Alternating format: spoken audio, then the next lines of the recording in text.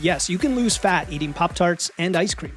You could also get ripped eating nothing but chicken, broccoli, and sweet potatoes. Both statements are true, and both approaches could derail your progress in ways most people don't think about.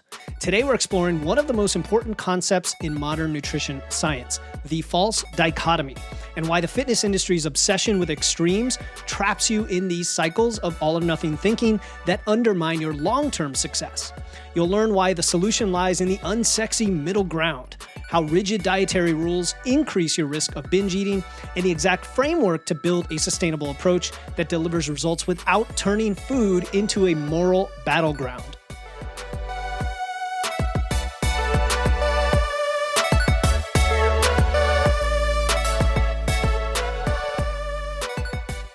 Welcome to Wits and Weights, the show that helps you build a strong, healthy physique using evidence, engineering, and efficiency.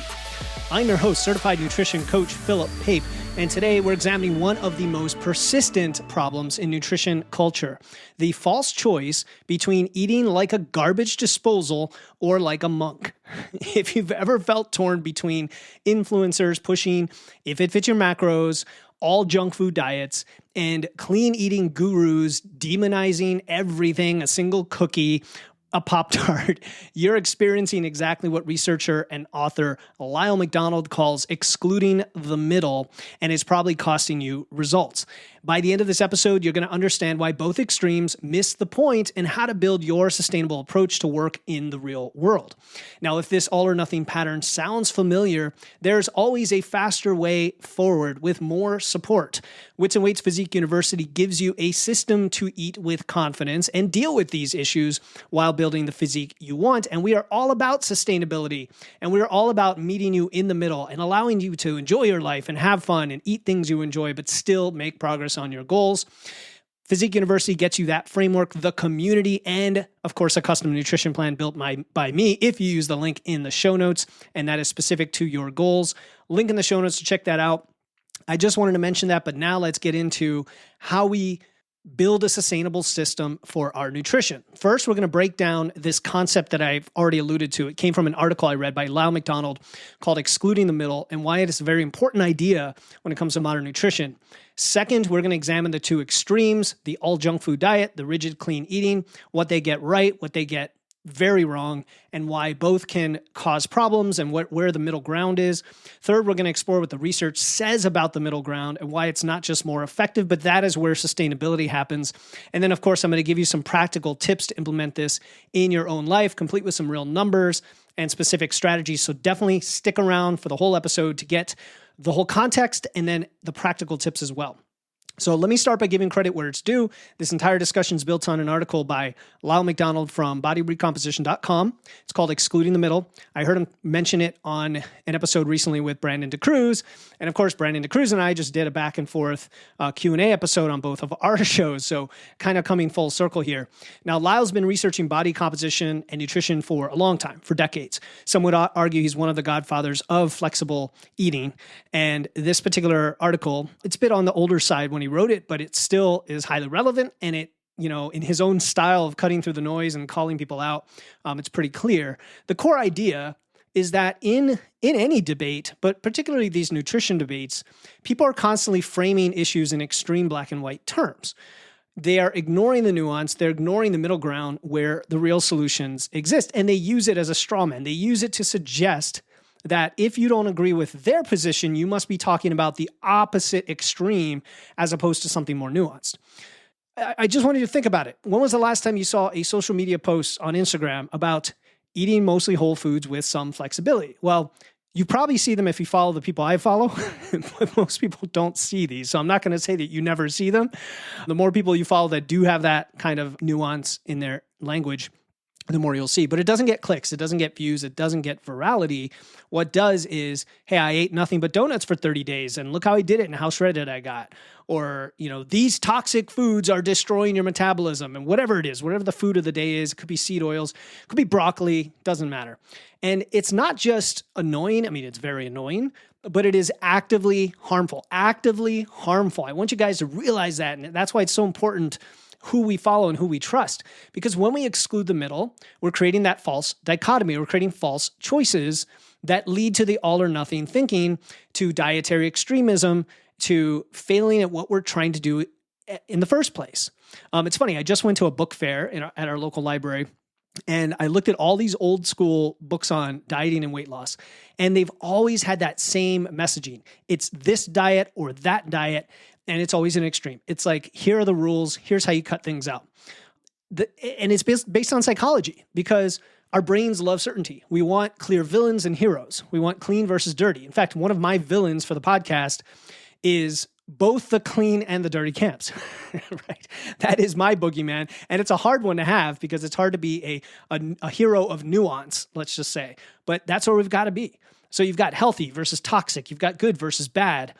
And nutrition doesn't work that way. We can't force it into boxes, because what that does, it ends up forcing what decisions we make. And those decisions practically move us further from the goals.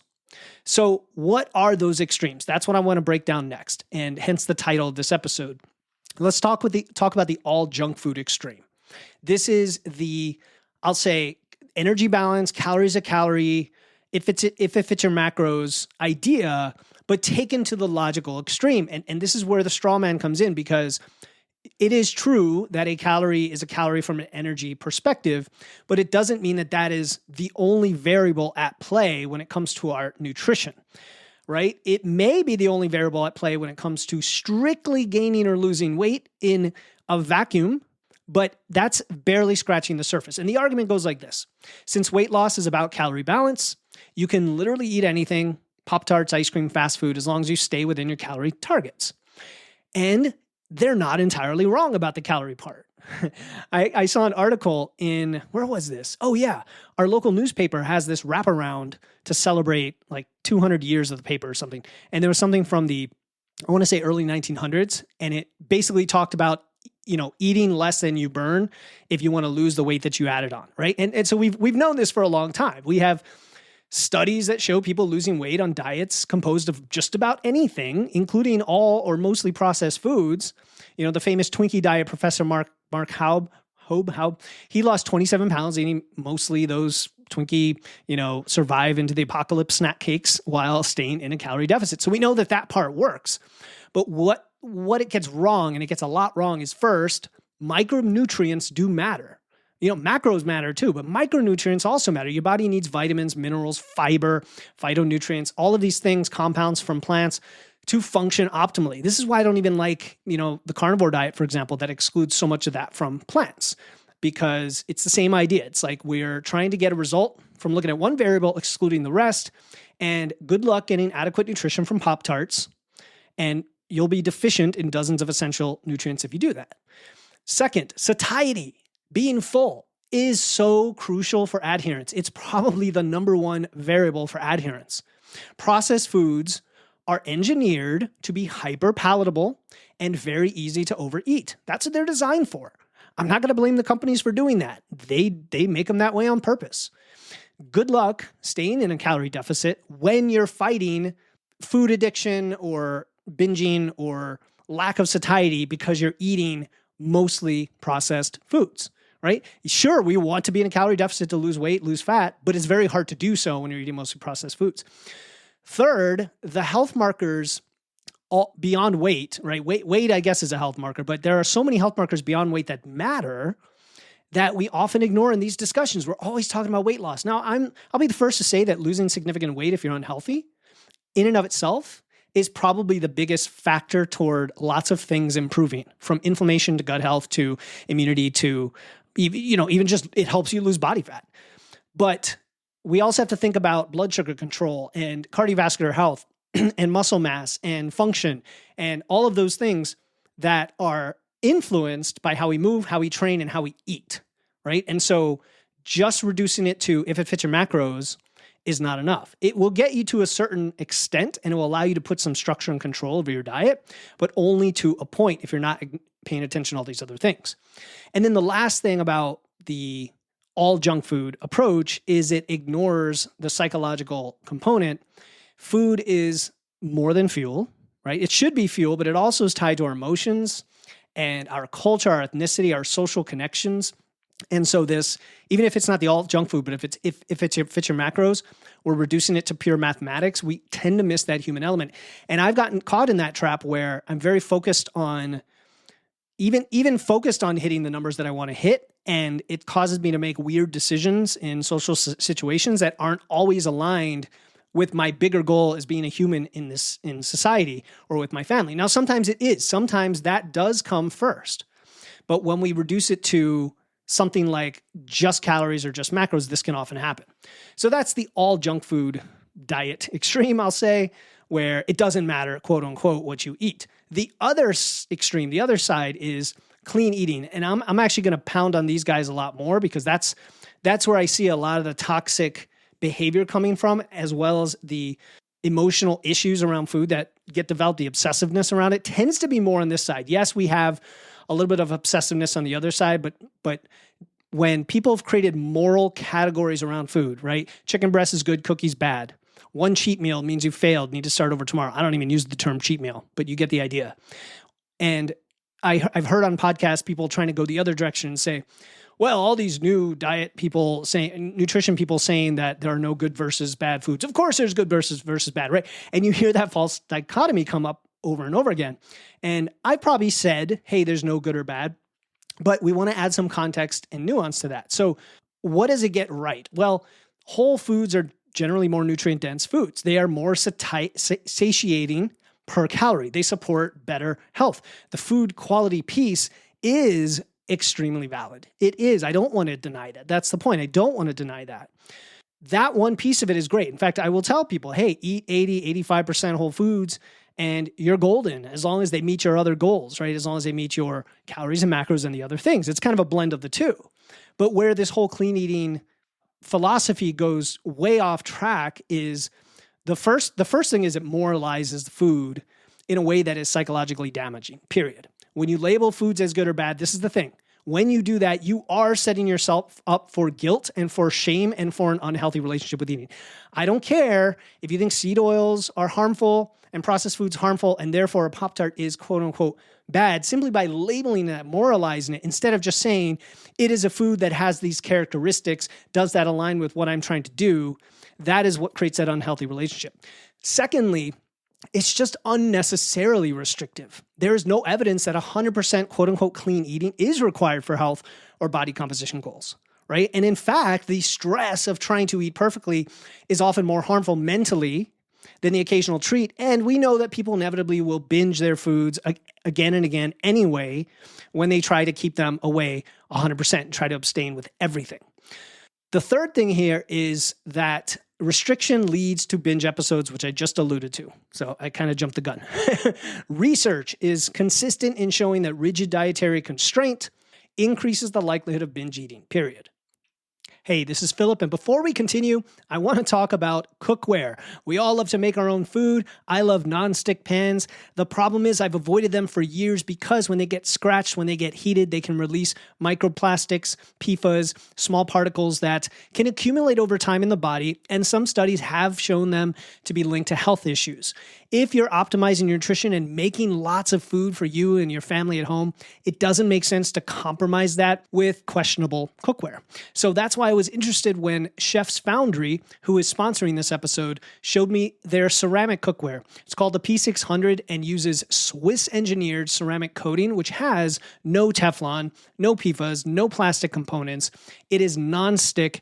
It works on all stovetops. It goes straight into the oven. All the things you need if you're trying to cook a lot of your meals at home.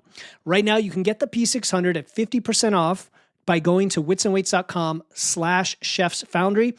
You'll also get a bunch of accessories with that. There's a whole page that explains what you'll get for that discounted 50% off. Go to witsandweights.com/chefsfoundry or click the link in the show notes. All right, let's get back to the show. Tell someone they can never have ice cream again, and what's the first thing that they're going to crave all the time? Ice cream. Of course. We know this. This is pretty intuitive by now.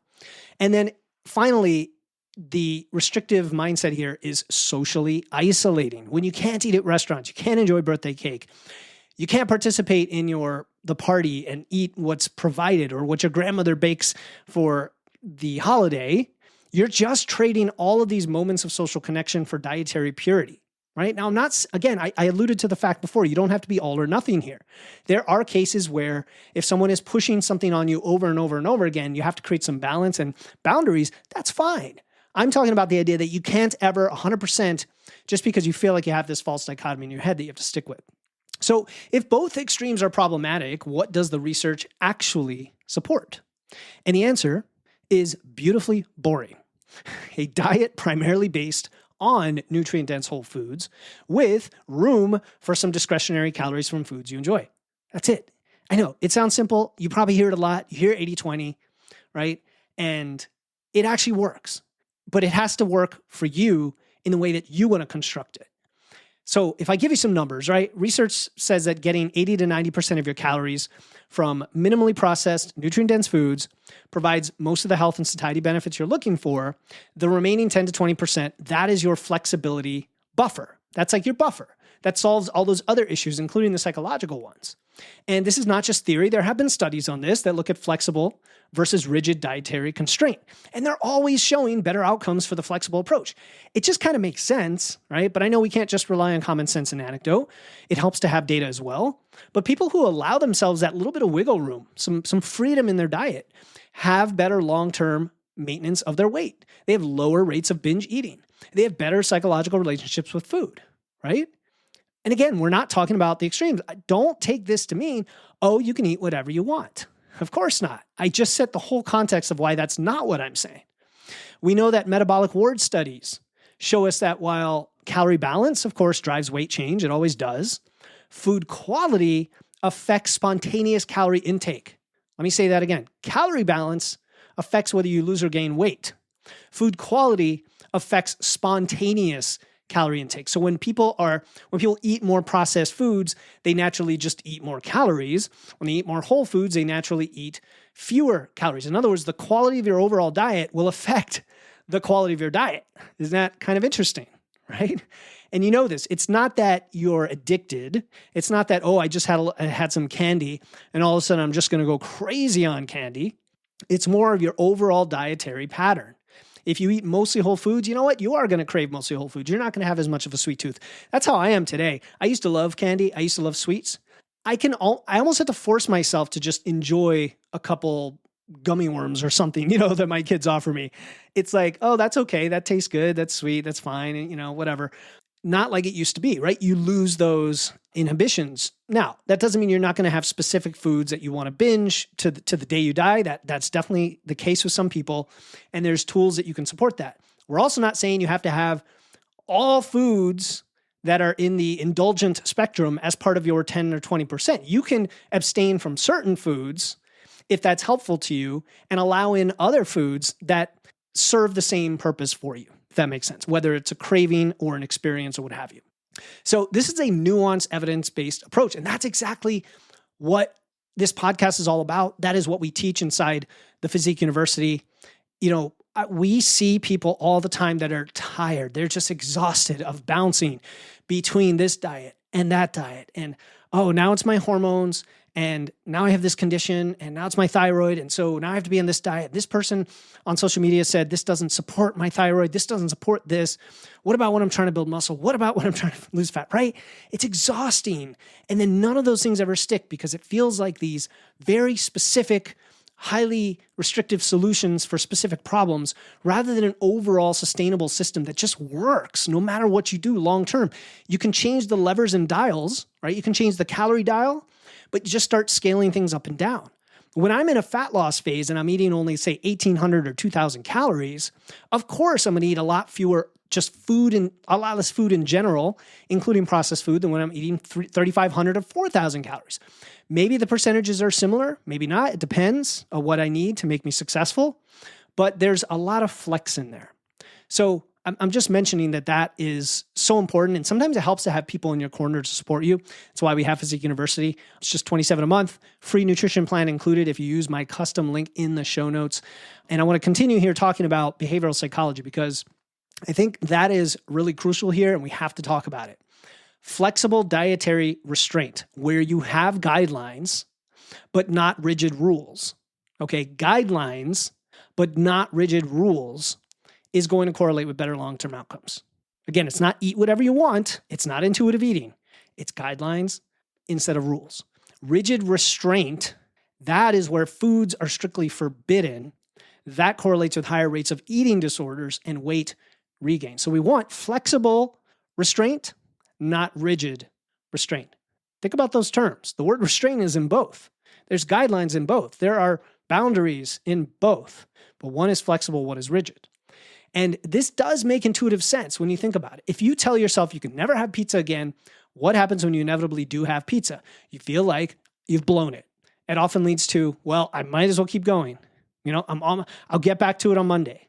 And then a full binge episode. But if pizza is just one food among many in your overall dietary pattern, having a slice or two, it's not a moral failing. It's just Tuesday. You decided to have pizza on Tuesday. All right, so now we get to the implementation. How do we implement this middle ground approach? I'm going to give you a few guidelines as part of a framework. Okay, the first one is the 85-15 rule. Now, I mentioned we're not having rules, but rule here is in the colloquial sense as in a rule of thumb, right? A thumb suck. You're going to go up and down depending on what you need.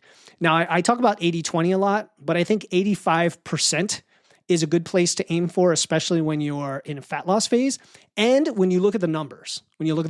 Okay, so if you get 85% of your calories from minimally processed nutrient-dense foods, right, which gives you all the health and satiety benefits you want, it leaves 15% for pure enjoyment foods. What does that look like? Well, if you're eating 2,000 calories a day, that's 300 calories of flexibility. That could be a few cookies, a muffin, a big chunk of dark chocolate, like whatever you enjoy. 300 calories a day is actually a decent amount when you think about it, when you're planning it in and thinking in this flexible way, as opposed to just ad hoc intuitively eating whatever you want. And snacking, right? Snacking's a big challenge too for folks. Now, you could do 80-20, you could do 85-15, you could do 90-10. Even that is flexible based on the number of calories you have to work with, what you like to eat. I have clients who just love whole foods, so almost all their foods are whole foods, and then occasionally they have a really indulgent treat. So that's the first one. Just have a ratio for yourself in numbers. In other words, know what calories you're eating. If you're in a fat loss phase eating, let's say 1,500 calories, then maybe 200 calories of flexibility a day. All right. The second principle here is having macro targets, yes, but with food quality guidelines. So instead of just tracking macros or just focusing on food quality, do both, right? Have your targets, use something like MacroFactor to track your food and have targets for your body composition goals, right? And your calorie goals. So you got your calories and within that, your protein, fat, carb targets. But you're trying to hit those through whole food sources to focus on food quality. That's really all it is. And your protein might come from chicken, fish, eggs, Greek yogurt, most of the time, with the occasional protein bar when life gets busy.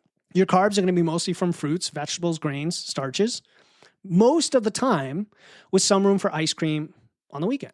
And remember, most of these indulgences, pizza, ice cream, muffins, are usually a combination of macros and not very much protein very often, right? Even pizza, unless you get like it loaded with lean meats, which is a very rare thing, let's be honest. Usually it's sausage and pepperoni, very fatty meats, a lot of fatty cheese, right? It's going to have a lot of fats and carbs in there. So you're kind of covering both with that, but on the indulgent flexibility. So if you're really to sum this all up, I would say the vast majority of protein is going to come from whole foods. Some of your fats and carbs might be where the reserved calories come from for the indulgences. Maybe. Again, unless it's like a protein bar, then it's kind of a neat little hybrid. So that's the second one, is macro targets with food quality guidelines. The next one is the principle of context. The same food can be appropriate or inappropriate depending on context, on the situation. This is why I don't like this rejection of, no, foods can't be good or bad. Or foods can't be good or bad, which is what I generally say. And then people are like rejecting that, saying, no, they absolutely can. No, it's context. A Gatorade during a 2-hour training session where you didn't get your pre-workout and you're short on carbs could be extremely helpful. But if you just get that as an indulgent drink while you're sitting on the couch watching Netflix, probably not. I mean, I shouldn't have to explain this, but I think it does help to understand that you shouldn't beat yourself up based on the context. I mean, don't beat yourself up at all, but understand this.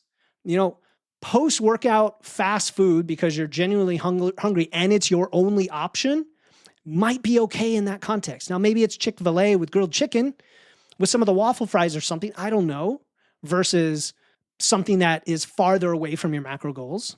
But if you have that every single day because you don't plan for your food and because you get stressed, that's not optimal, right? There are differences here.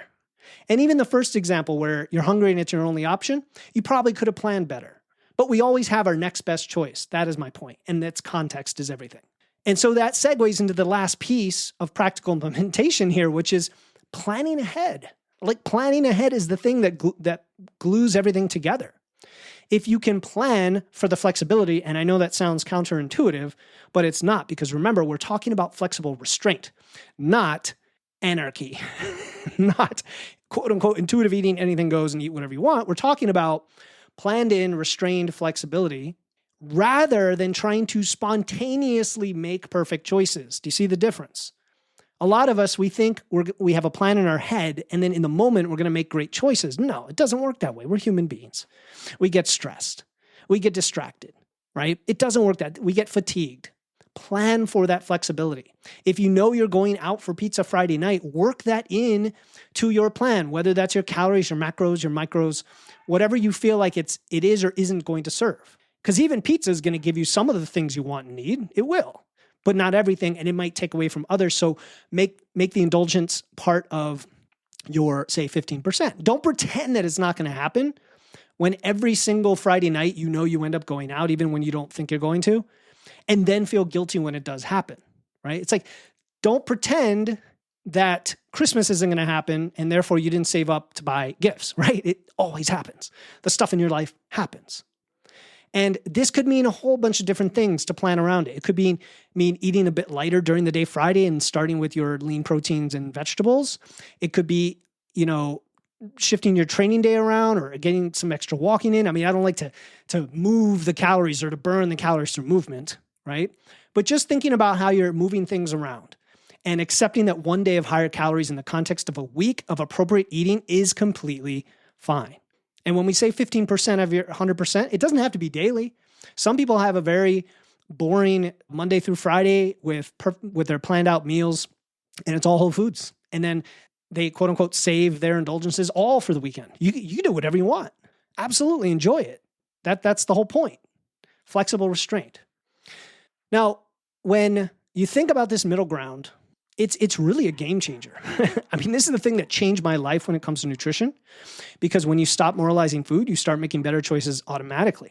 So again, it sounds counterintuitive, but I see it with clients all the time. Somebody finally gives themselves permission to have the ice cream, and then they stop thinking about ice cream constantly. When cookies are not forbidden, they become less interesting, right? I mean, it's fascinating how that works. It's like that old saying, the best way to get someone to do something is tell them they can't do it. Right? That's when we remove the forbidden fruit aspect from foods, that is where they lose their power over us. So instead of spending your mental energy fighting the cravings, feeling guilty about food choices, you can redirect that energy toward things that matter, like your training, like your sleep, like managing your stress. Because the middle ground isn't just about these physical outcomes, which are definitely real. It's going to improve your physical outcome, but it's the food freedom. It's being able to go to a restaurant with friends without anxiety and say, no, I can't have that. I can't have that. I can't have that. It's about enjoying birthday cake without guilt. It's about building a sustainable relationship with food that serves you for life and not just the next dieting phase. And that, more than any macro split or food rule, that's what separates the people who maintain the results long-term from those who end up yo-yo dieting forever. There you go. All right, if you enjoyed this episode, I want you to check out episode 194, Why Macros Might Be All You Need to Streamline Your Nutrition. It's an interesting one that sounds contradictory to what I talked about today, but it's actually a gateway into this idea of flexible restraint from both angles, from the macros angle and from the food quality angle. So I think it's a good companion to the discussion today about finding that balance. The link is going to be in the show notes to that, to episode 194. Until next time, keep using your wits, lifting those weights, and remember, the most radical thing you can do in today's extreme dieting culture is to be boringly moderate. I'll talk to you next time here on the Wits and Weights podcast.